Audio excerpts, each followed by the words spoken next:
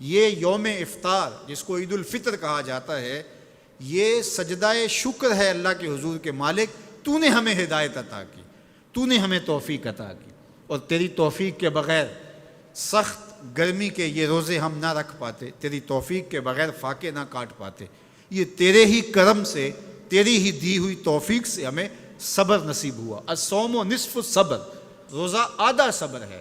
تو جس نے توفیق دی، اب اسی کا شکریہ ادا کرنے کے لیے ہم کھلے میدان میں، ہم مرکز میں، ہم مسجد میں، ہم مختلف جگہوں پہ جمع ہوتے ہیں اور جمع ہو کے اس بات کا اعلان کرتے ہیں، مالک میری توفیق بھی تیرے کرم کا صدقہ، یہ قدم اٹھتے نہیں اٹھائے جاتے ہیں۔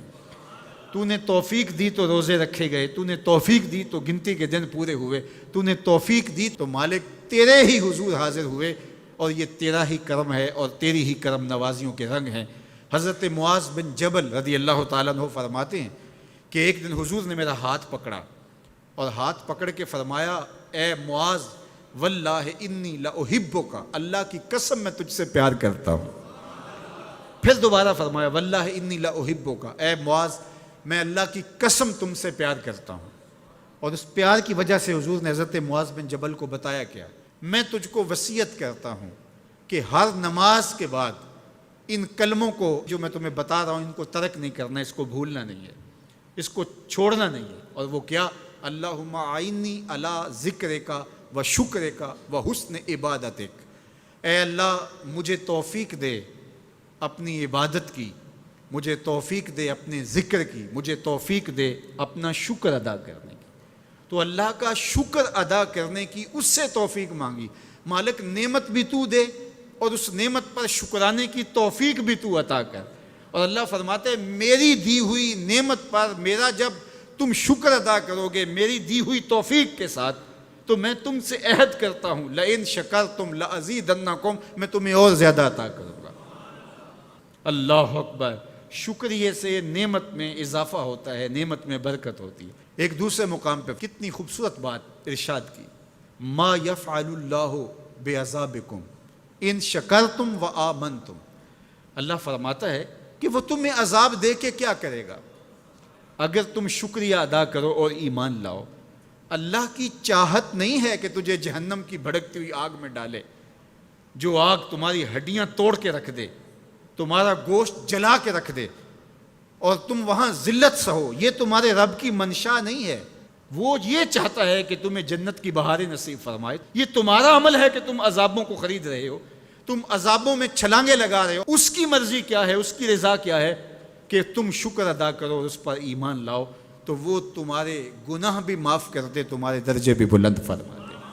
بلکہ ایک دوسرے موقع پہ اللہ تعالیٰ نے قرآن مجید میں ارشاد فرمایا کہ تم جہنم کے گھڑے میں گرنے والے تھے، ایک جنبش پا کی دیر تھی کہ تم ایندھن بن جاتے۔ کہا کہ میری نعمت کا شکر ادا کرو کہ جس نعمت نے، اس نعمت سے مراد محمد عربی صلی اللہ علیہ وسلم، تمہیں جہنم سے نکال کے جنت کی راہوں پہ ڈال دیا۔ تو ہمارا رب ہمیں بخشنا چاہتا ہے، ہمارا رب ہماری مغفرت کرنا چاہتا ہے، ہمارے گناہوں کو معاف کرنا چاہتا ہے۔ رحمت رب بہانہ می جویت، اس کی رحمتیں بہانہ تلاش کرتی ہیں اور بندوں کو بخشنا اسے بڑا پسند ہے۔ تو وہ کتنا کریم ہے، کتنا کریم ہے، کتنا کرم فرمانے والا ہے، کتنا رحیم ہے بندوں پر۔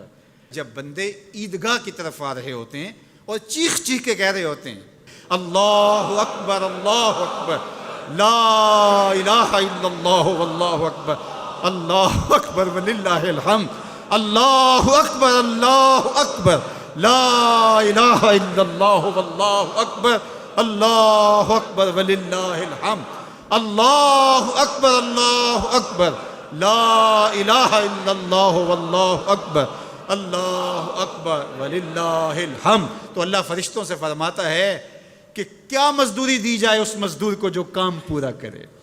تو وہ کہتے ہیں مالک اجر تو پورا ہی ملنا چاہیے۔ تو فرمایا یہ چیخ چیخ کے جو مجھے پکارتے ہوئے آ رہے ہیں میں نے ان کو بخش دیا۔ اور وہ چیخ چیخ کے کیا کہتے ہوئے آ رہے ہیں؟ اللہ اکبر لا الہ الا اللہ واللہ اکبر اللہ اکبر وللہ الحمد اللہ اکبر لا الہ الا اللہ واللہ اکبر اللہ اکبر وللہ الحمد.